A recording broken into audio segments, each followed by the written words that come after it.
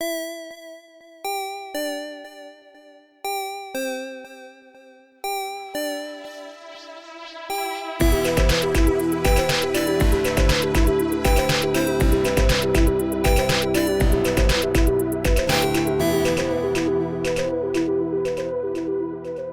we are just a little bit early, but I actually have a Christmas gift that I'd like to give you guys, and I feel like it's something that we should do on air. So I'm gonna get it for you real quick. What? No, nice. So I'm gonna ask you all to close your eyes for a second. Okay. Okay. All right.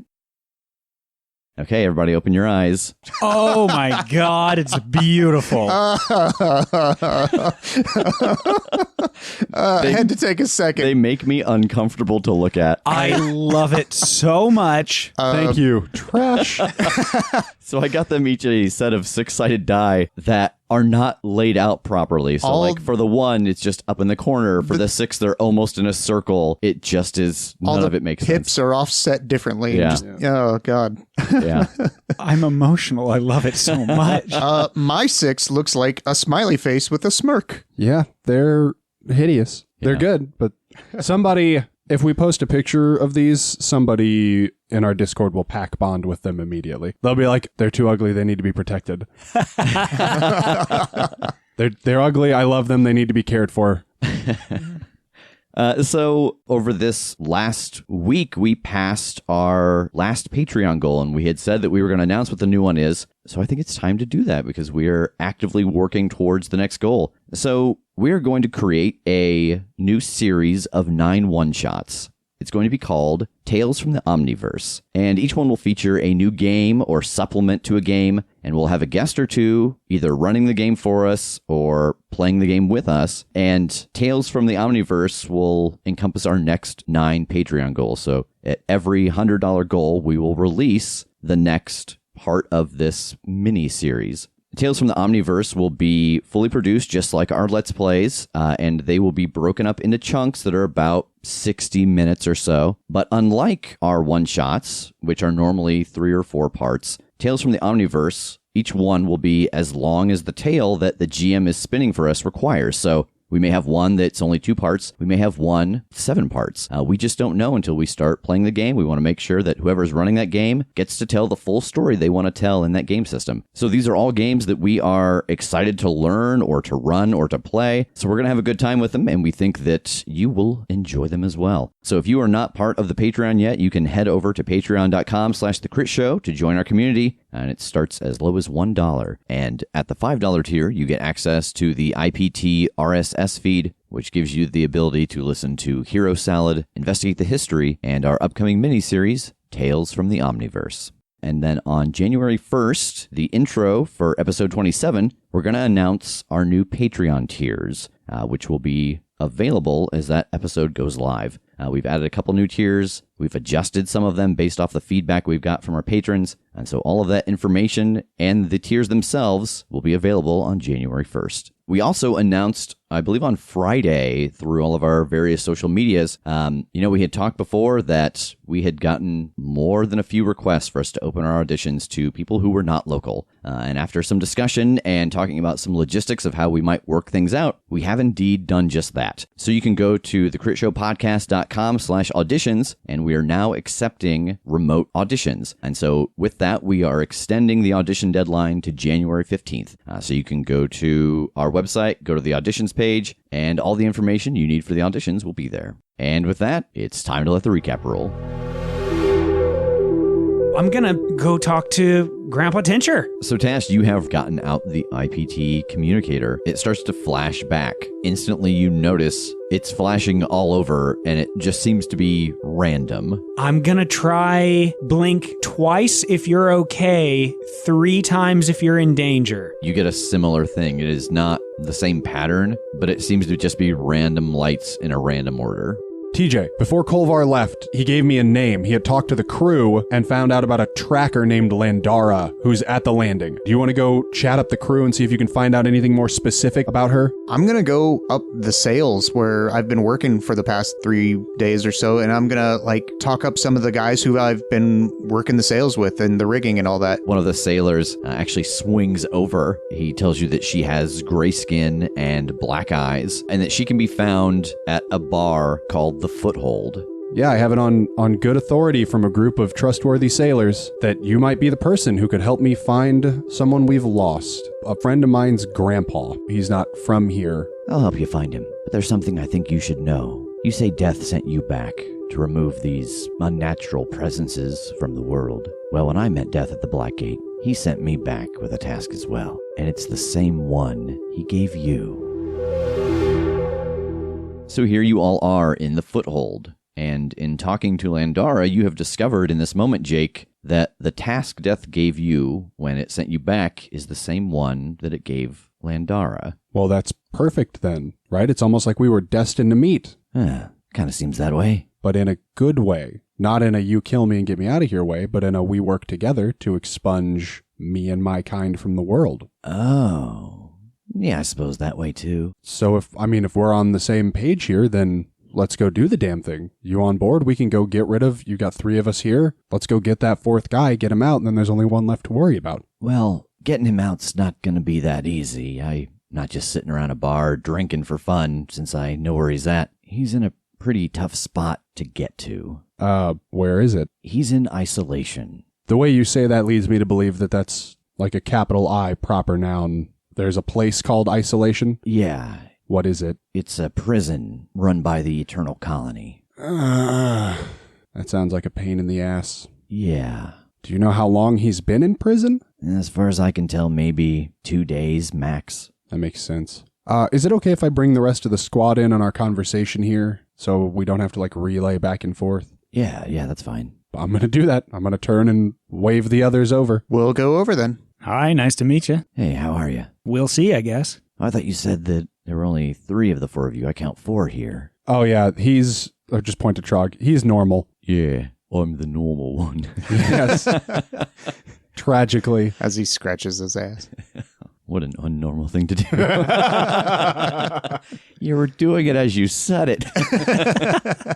All right, guys, this is Landara. Landara, this is the team. It turns out that Landara has also been to the Black Gate and was given the same task as me to expunge the otherworldly from this plane. You had mentioned before that it was your friend's grandfather. Which one of you is the grandson of this guy? I don't see any family resemblance here. And I raise my hand gingerly and I say, it's me. Well, obviously I don't look like him because, I'm not this body, technically. Oh, yeah. That's a weird... I guess you might have just glossed over that because I am a thing that is commonly a soul in a body. No, we are actually all souls occupying other bodies here. Oh, I see. That's interesting. It's been inconvenient, for sure. I can't remember anything about this world anymore. So, Grandpa is somewhere a little ways away in a prison called Isolation, which is run by something called the Eternal Colony? Yeah. Does that ring any bells in the Walthus Rolodex? Which one? I think the prison specifically. Yeah, you can roll spout lore on that. Okay. That's a 9. So the thing you know about Isolation is that it is a prison out in the middle of the desert. It is used to house enemies of the Eternal Colony, and the Eternal Colony is a mercenary group that is made up of Formians. Okay, so Formians, they're run by Formians. But yeah, it's like a mercenary colony. Does Honen's Rolodex get a twinge off of that Formians word? Oh yeah, you can roll spout lore. That is an 8. So the interesting thing that you know about the Formians is that they are a race of humanoid-sized ant people, and they have the ability to communicate with one another through almost a hive mind. I will pass that on, that it's It's almost like these guys are a hive, or almost like bees, kind of. Or ants, as it were. Or ants. Yeah. It's just that thing where they know things from each other because they are the one. Okay. Yeah, that makes sense why they would run a prison then. That's going to be tough. And I think, too, just in addition to that, it is a hive mind connected to that specific hive. So all Formians can't communicate with one another this way. It's just that group. And so you do know that the Eternal Colony is a soul group. Like, that is the entirety of their colony. Oh, cool. Even better. Yeah, so like I said, you can see why I wasn't quite sure what to do to get him out of there. I've never heard of anybody getting into or out of isolation. I mean, we could I don't know. Does somebody want to get arrested to get in there? And then we do a prison break? Like the hit television series Prison Break? Oh my God. You guys could tattoo some things on me, like the formation of the prison. Of the ant hill. Yeah. It's just random arbitrary squiggles. Looks like an ant colony. Except it's like a Mad Magazine thing where you fold it together and it actually is So you got to just fold your belly skin. God. Like when you make your belly talk, but that's how you reveal the map. Is it underground? Now that I say that, do we know that? It is underground. Damn. Oof. Damn. Yeah, I mean, honestly, that is almost a good thought with his whole thing being breaking out of things and, busting down doors, but we don't know exactly what this is. It may not be doors. It might be magic or I don't know. It could be anything. So I feel like we're going to have to do a little recon one way or another. I feel like that's probably going to be up to you then. Yeah, I mean, if I find something on the way that would make sense to study, just literally like a desert bug. Like an ant, perhaps? Yeah, I mean, literally, I don't know. I'm trying to think. Tables have turned. I hope that they don't survive on just regular ass ants like that. That would be terrible news. They eat their own. Yeah. But yeah, I think that would make the most sense. Yeah. I mean, I guess I don't think we can really... Landara, do you know any other, handy info, or is our next step probably go recon this place before we come up with a plan? Yeah, really, the only thing I know is, why people get taken there and where it is. Other than that, the only thing I've ever seen is just a hole in the ground. Is there a specific reason people get taken there? Yeah, I mean, that's what I'm wondering. Why is he there? Well, it could be one of two reasons. Either he committed some crime against the Eternal Colony. He maybe was on their land doing something he shouldn't be doing, or they've got the bounty for him and they went after it. They've got prisoners there that are just bounties waiting to be claimed. Oh, okay. So they kind of double, they'll take a bounty and just use the facility they have to hold it. Yeah. Okay. I mean, that would make sense then. Yeah. He's been hunted forever. Maybe they just finally, somebody caught him. Maybe he's going to be collected soon. Time is probably of the essence. Oh, shit. What if we well, no, that's a bad idea. I want to hear it now. I was going to say, what if we sprung a trap on whoever's coming to get him, but I have no idea, who or how or when or where. Yeah, unless it's straight up springing a trap on them at the colony, if we find somewhere to head somebody off going in, but even so, we might already be too late. If he's been in there 2 days, they could be there already. We don't know. Also, they might teleport inside and get him and teleport out, and we'd never know. Yeah. I think this comes back to we need to go get a look inside. Yeah.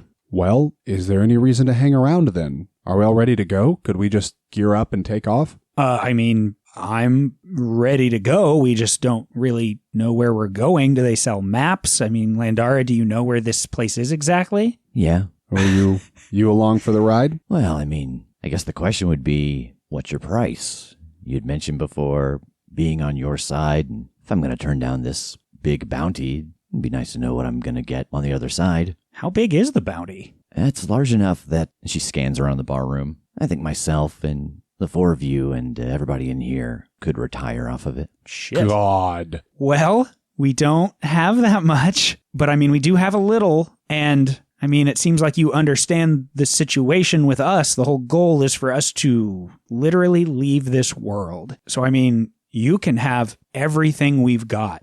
Yeah, I'm not quite sure I want to accomplish this task. It's why Death sent me back. I'm afraid that once it's finished, no reason to let me stay anymore. Oh, I guess I understand that, but Is that how that works? Who are you asking? Me or her or? Her. I mean, I guess just kind of to the group. Like, that doesn't seem like how that would work. Because, like, if he was going to claim you when the job was done, then nobody would ever do the job, right? Well, I mean, it means I got to come back for that amount of time as opposed to just staying gone from the moment I met him. Huh. Yeah, it seems easily, exploitable, I guess. Like, can I look in the book? Can I look in Eston's book and see if there's anything about deals with death and how they've panned out? Yeah, absolutely. So roll spout lore. I actually have those bags of books too that are used to give you a little bonus if you want to use one of those charges to like compare notes back and forth or whatever. Yeah, I will cross-reference. Yeah. Yes, Jake, belly up to the bar, double fisting books. Boy, it's a good thing that's a +1, right? Yep. Okay, that's a 7. Ooh. So the interesting thing that you find is not a definite answer as to how this works, because I think you have a clear impression that what she thinks is that if she finishes the job, her life will be void and she'll have to go on. Uh-huh. So I think what you find in Eston's book is you find maybe 20 stories about people who have made a deal with death at the Black Gate and come back to do a task. And 7 or 8 of them are written after the fact. Like they talk about it in past tense. So you can at least glean from that, maybe not necessarily prove that that's not the case. From what I can tell, it's at least not like immediately over when you finish the job. Because there are stories in here of people who cut a deal and did it, and they are writing about it after the fact. So I don't know if you get to live out the rest of your merry days or whether your time is still like limited, but you definitely don't get claimed right when you finish the job. And Jake, you literally can't leave until all 5 of us are taken care of, right? I don't know exactly. Yeah. I mean, that was my deal. Like, Yeah. I have to do that, but I don't know what the consequences are of not doing it. If I tried to leave, I don't know if it just wouldn't work. Right. Or if I would die again, or what. Yeah. The thought I was going to go down was the thought of, hey, if you're helping us all go, if you help with 4 of the 5, even that is still a little bit of like, oh, clearly she's working at this and helping with this. And if we can't find the 5th, the one that we're kind of at odds with anyway, then hey, at least leaving 1 for you as insurance to stay in the world hunting him might help, but that doesn't help us if Jake can't leave until we take him out too. So you had said that everything that you've got when you leave would be mine. What do you got? We've got Books? we do. Look, we've got a little over 3,000 gold minus whatever expenses that we need to go through the desert. We've got some items. We've got some gear. It's not a lot, but I mean, you can have whatever we don't spend on gear to get through the desert. What about that body you're in? And she looks at you, Jake. How salacious. Excuse me. What about it? You want the Golem body? Yeah, I think it could come in awful handy if I'm on the run from death or I gotta fight off one last invader from some other world. Oh boy. It's a toughie because it's my body and all. Is there a reason not to really? I mean, like, I'm hesitant because, like, if we left and it seemed like the job was done and then for some reason it turned out it wasn't, I'd have to have something to come back to over here. But, like, I'll come back to something. Yeah. I just won't necessarily know what. But this thing is good for the job that we're doing, you know? Right. I mean, I guess that's fine. Like, so far what I'm used to is just ending up in a different body and figuring out how it works anyway. So what would one more time be? Can I add one caveat? So, do you see the gems on the head? I'll take my chef's hat off so she can see. Yeah. So these are implantable and they do different things, and you're welcome to them. I think except the black one. Are you familiar with, like, the gems and their magics and stuff? Yeah. So I think I would have to take the black gem out of the equation. Partly because, like, it's death magic, and I think that if we got our job done, if we finished Death's task and then continued to mess with his, domain, that might piss him off. But also because it is the only way we have to reach a friend of ours. And so on the off chance that we've got to come back and we need to contact that person, this is the only way to do it. After you left, you think you'd come back? I hope not. I plan not. But, shit can always go sideways. But I wouldn't stay back. That much I promise you. If we ever had to come back, it would be to accomplish a piece that we missed or that went sideways or whatever, and then we'd get back out. I'm just curious about you coming back. Like, if Death assigned 2 of us the task of making sure you're not here. Might not be possible. Or I was just thinking, would there be, like, more people waiting for you next time if you intrude again? Oh, well. Very possible. Very possible. We just can't know, That's sort of a cross the bridge when we come to it sort of thing. But I think if all 5 of us are gone, you've done your job either way. I don't think he gets to reactivate you, does he? I assume the next time I die, he could make a second bargain, string me along, see how long I'd like to stay on this planet. Well, if you could just die right after we leave so that breaks... I'm kidding. Please don't. It's a bad joke. Sorry. I'm sorry. I feel bad. You should. Well, I suppose that this could work. The little money you got now and the promise of the stuff you've got when you go. You think you're going to be able to figure out a way in? I don't think we've got any other choice, unfortunately. One way or another, we got to get in there. I'm confident we can at least discover whether or not it's possible. I'll put it that way. I'm confident we can discover whether or not we can get in. All right, well, I think it's just a matter of buying some supplies and getting on the road. Do you happen to know how long it'll take us to get to where we're going and then possibly back? It depends. You going to travel by day or by night? Do you have a recommendation? It just depends on what you think you can withstand the best. It's different equipment for one versus the other. Day's a little faster, night's a little safer. Either way, we're taking a gamble. We're taking a gamble with time, or we're taking a gamble with having to deal with something we can't deal with out in the middle of the desert in the middle of the day. I mean, also just like the sun. Well, yeah, exactly. We're all ready to be tired, exhausted, hot, unfamiliar with how to deal with that, and then in danger. Oh, God, I'm talking myself into the nighttime when I think. I don't honestly know how like being in the desert in the day will affect me anymore. I might be largely immune to that, but y'all aren't. So we're no good to anyone dead. Yeah. Right? So we should probably go at night because it's safer. I agree. It'll be cooler, too. And hell, I mean, if we get there and discover he's already been taken, I mean, this bounty is to catch a guy and they brought him to a cell. It could have just been, here's a bounty for his head. So somebody's coming to find him. Plus, if we travel at night, we can go right now. Get a head start. That's true. Yeah, if we get the things that we need and head out in the next hour, I'd say that I can get you to the waypoint that we'll stop at after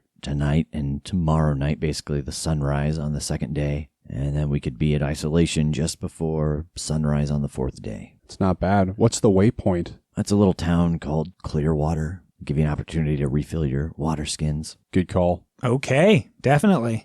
All right, so as the group of you head out to do this shopping and get on your way, TJ, you notice as you are leaving the foothold, the dwarf in the corner watching you again. I should probably do something about that, but I don't want to bring attention to myself, so I will just continue on my way. All right, roll Defy Danger with Charisma, and you have a -1. Uh-oh. That's an 8. So you can get out of the foothold without him causing a scene, but he is going to follow you out. He is going to stay inside and tell his version of what happened, or he's going to send a letter home. I'm going to go ahead and let him talk to the bar. All right. So as the group of you exits the foothold, it gets pretty noisy inside. You hear someone start shouting for attention from the group. And in the background, as you all walk away down the street, you hear this tale starting to be told about escorting dwarven royalty underneath the ocean and being left for dead. You say we all hear that? Like you hear the beginnings of it, yeah. Uh-oh. That bar might be burned. Oh, God. Let's shop fast, shall we? Yeah. All right, so she gives you a shopping list of the things that you'll need to travel at night. The shopping list contains camels to travel with, water skins. She says that you'll need 1 water skin per camel and 2 water skins for Trog and for TJ, because the other 2 of you don't eat or drink. Correct. And then she'll need 1 for herself. And you'll need tents to sleep in during the day. Are those all like individual items in this game? Are those adventuring gear charges basically? Yeah, I think so. I think it's just a cluster of adventuring gear, not the camels. You're not pulling a camel out of your back. Au contraire. 1 charge per hump. Okay, so there's 5 of us presently. I mean, do you think we do 5 camels? Just because, like, I think a camel theoretically could carry more than one person, but probably not like me or probably not Trog and we're too heavy. Right. Well, we could just do a wagon as well so that we have like 3 of us riding and 2 camels pulling a wagon that could hold more people. Yeah, I dig that. Because then if we pick up Grandpa and we've got to make a run on foot effectively, we'd have somewhere to put him. Yeah. Hey, that's another thing that maybe you can pick up on this trip, Landara, is bounties. If we go in and we jailbreak one person, maybe we take some more and you can turn in their bounty instead. Yeah, I mean, if you're going to go in and just bust this place wide open somehow, I'll grab whatever I can. Yeah, we'll see what it looks like when we get there, but hell, maybe we walk with some more thousands of coin worth of people. Put them in the wagon too. 5 camels, wagon, the math on the adventuring gear. It's just addition. I should be able to do this. 1 for the camels for their water, and then 1 for the other people who drink, and then Tents. I mean, so this will be covered by 3 adventuring gears. Yeah. Maybe just grab another just to have it. I think we all at least have 1. And for the sake of camels, it'll be the same cost as horses. It's their version of a horse here. Okay, so we were starting at 3,599. We spent 60 on the 3 adventuring gear, 375 on camels, 150 for a wagon, for 585 coin, leaving us with 3,014. Excellent. And Landara will take her 3,000, leaving you with 14. So what's the riding arrangement here? I would assume that our 2 heaviest would be the Soul Trap and Trog, right? So maybe them in the wagon and the other 3 of us riding? Yeah, that sounds about right. Sure. Yeah, so you all know exactly what you're getting. You know where most of the stores are. You don't have any problem getting your stuff and setting out. So it's about an hour later, and everybody will undertake a perilous journey to get to the first stop, which will be Clearwater. And if you are the Trailblazer, you get a +1 because of Landara, and if you're the Quartermaster, you get a +1 because of Trog. I'll be the Trailblazer. And I will adopt my normal job as well. I got an 8. I got a 9. And also a 9 for scouting. So the group of you set out and travel for this night. It's pretty uneventful. The thing that you notice the most is the transition of the environment that you're in. You know, you have all been in a number of places around Dunehurst, and it's all been very green and lush. It starts out as kind of hardpack here, but after you get an hour in, it starts to become higher dunes and big slopes of sand, and you actually notice that the temperature drops like 7 or 8 degrees in the dark. And part of that is actually the warmth coming off of the ocean. So you know it's going to be cold out here at night, but you're up, you're moving around, so it's not going to be too much of a problem. When you stop for that night, how are you setting up camp? I don't have to sleep, so I'll watch somewhere. But I guess how should everybody? We've got the 1 wagon. How should we arrange everything? Are there any particularly tall dunes yet, or are we not far enough into the desert for that? Yeah, no, not yet. There's not. Okay.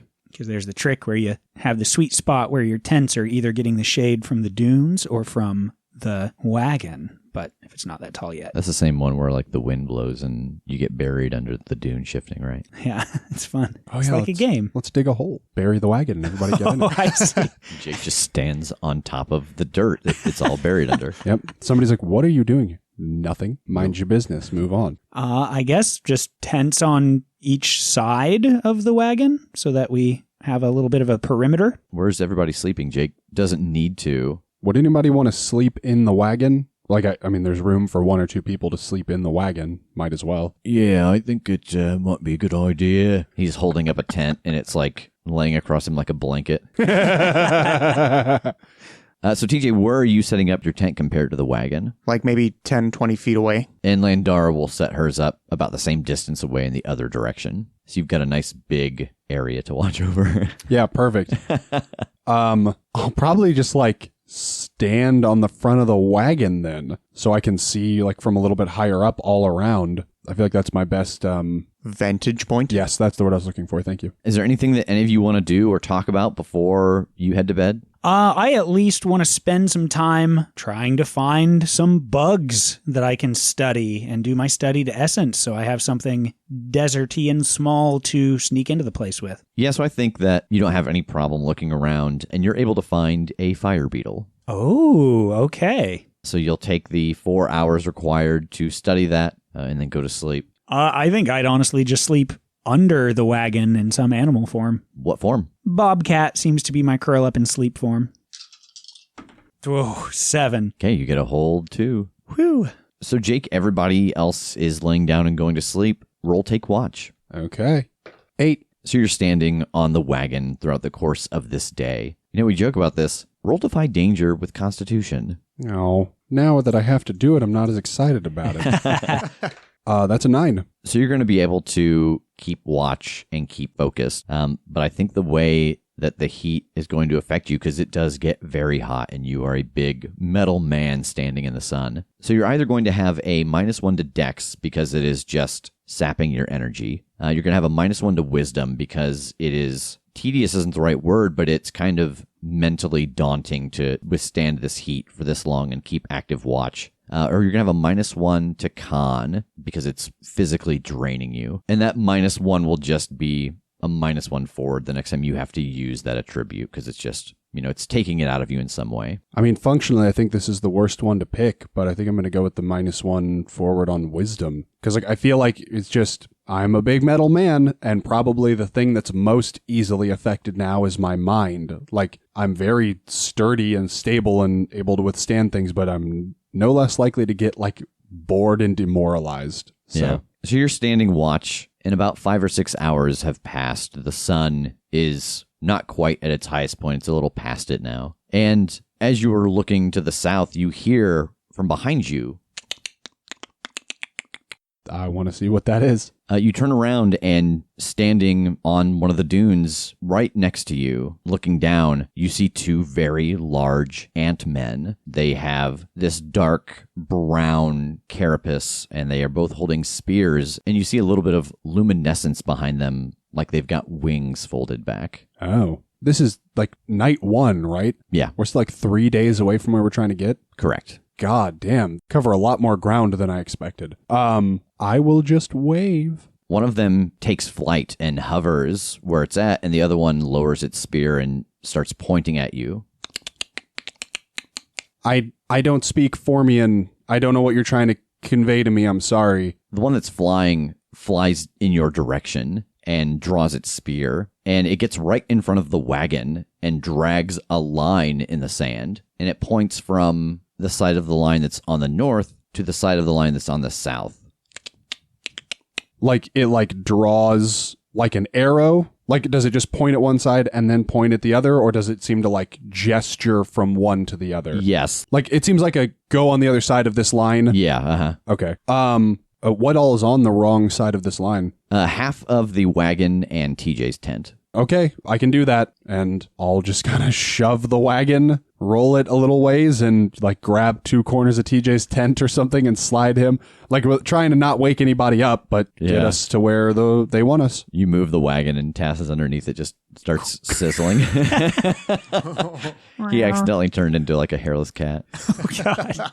I'll very gingerly scoop up an entire bobcat and move it over as well. Yeah. Aw. Yeah, so you move the wagon and then you slide Tass back underneath. And in the process of moving TJ and his tent, like you see them there, they're watching, and you turn your back to replace his stakes on the tent. And by the time you glance back over, they are already walking away down this imaginary line back the direction that you came. They're following that line they drew? Yeah, and they are on the north side of it. So it seems like they're like patrolling their borders or something. Mm-hmm. Okay. I mean, I think I'll let everybody sleep still, and I'll just bring this up when night falls and we're on the move again. So the rest of that day goes by without any complication, and as the sun starts to set, everybody wakes up. Hey, I actually had a run-in with a couple of Formians about midday. They just kind of came and traced out, I think, like their property line and told me to piss off to the other side of it, so I scooted everybody so that we were good. But I don't know what I did expect, but I didn't expect them to come out this far. Are you kidding me? They were this far? Yeah, okay, so that is unexpected? Well, it's not,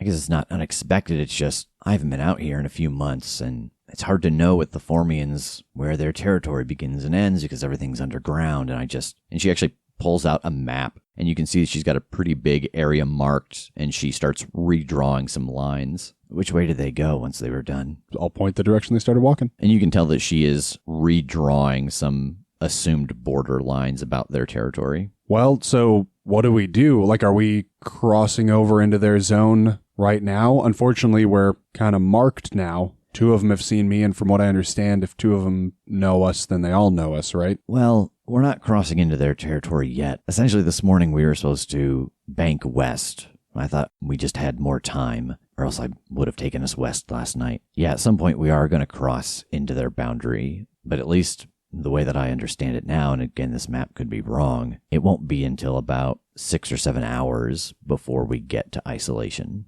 Okay, well, everyone keep an eye out. Oh, they've got wings. Oh, great. They flew. They have wings and spears. Oh, flying ants. Okay. All right, let's keep moving then. All right, so the rest of the travel goes by without any incidents. You all had mixed successes. No extra food is used. No extra time is cut off. Nothing gets the drop on you. And you're probably about half an hour away from Clearwater. You can actually see it on the horizon just because you can see a couple of lanterns burning and the sun is just starting to come up. When we get to Clearwater, and you can tell she's trying to figure out what to say, like there's an audible pause. It's a strange little town. A lot of people use it to go through and refill their rations and their water, and it's filled with really nice people, but you got to have an offering for the well, for the water. So just be aware of that. Think of something you've got that you can give up. And before we take our water, before we leave, when the sun's going down, we'll leave the offering. Oh, yeah, okay. Would money do? Yeah. If you can find it, maybe even buy something. Meat is usually best, but trinkets work too. Sorry, is there something in the well? Yeah. That just threw me. So we're not like leaving something for the town as a thank you for their water. We're leaving something for something in the well. Yeah. I'm picturing the creation of Slurm right now, and I'm Yes. very upset. But if it's anywhere near as good as Slurm is, Yeah. Right, I mean... Okay. So in theory, we could buy something there to give up. Yeah. well, hell, Trog's got a bag full of meat. Well, I mean, I like the stuff that I made. Maybe they've got something simpler there, Just in case. Yeah, oh, all right. Why don't you just giving away my hard-earned spoils? I help. Yeah, you held that spatula real good. I held my spatchy spatch. Yeah. I'm so curious. Don't. Let's just go get our water and get out. I can be a dolphin, though. You can just drop me in. I'm not even going to bless this with a response.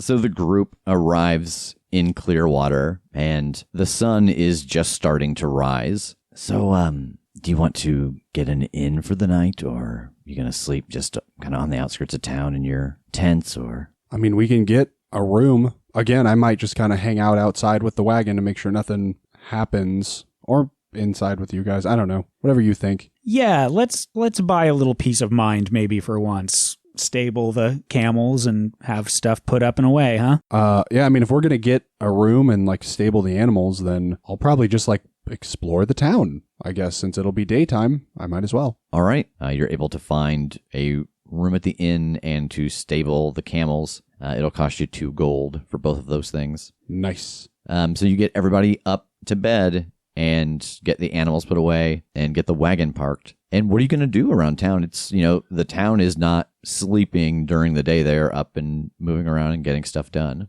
I don't really have anything specific in mind. Just kind of seeing what kind of shops or curiosities they have to offer, seeing if there's anything like unique to this town, whether things that are here or things that they do. And I mean, it is not off the table that I might just like help some people accomplish something if, I have nothing else to do. Yeah, it's not a very large town. It's 3 or 4 blocks. And so you head towards where the majority of the noise is coming from, which is the center of town. It's where most of the open businesses are. There are people selling items. There are people setting up their shops for the day. The person who took your camels is leading them into the barn and putting them in one of the stables. And you see the well at the center of town. And there are hand-carved statues sitting at the edge of it and little piles of coins. And you see a woman carrying a very big haunch of meat. And she walks up to the well, and you can hear that she mutters something. And then a very large, almost translucent tentacle comes out of the well and wraps around the meat and pulls it down into the well. And from deep below, you hear the sound of chewing.